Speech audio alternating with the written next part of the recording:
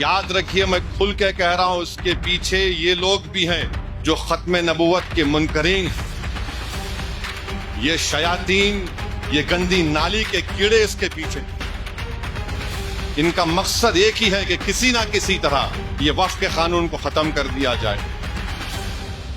یہ بل میں یہاں تک لکھا گیا ہے کہ اگر وہ قانون بنے گا تو اس کے رولز بھی نریندر مودی دلی میں بیٹھ کے بنائیں گے. اس بل میں یہ بھی لکھا گیا کہ اگر وقف بورڈ کسی کے خلاف ایکشن لینا ہے تو نریندر مودی سے پوچھنا پڑے گا.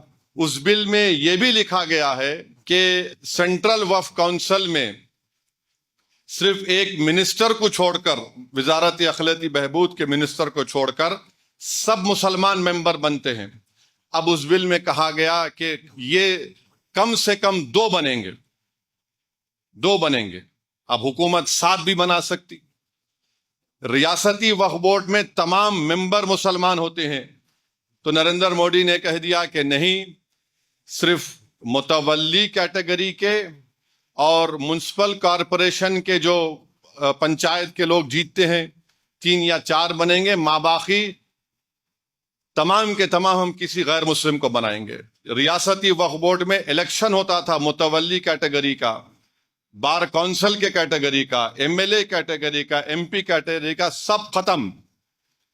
حکومت ان کو نامزد کرے گی.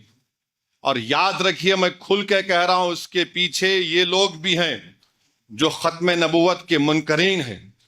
یہ شیاطین، یہ گندی نالی کے کیڑے اس کے پیچھے ہیں.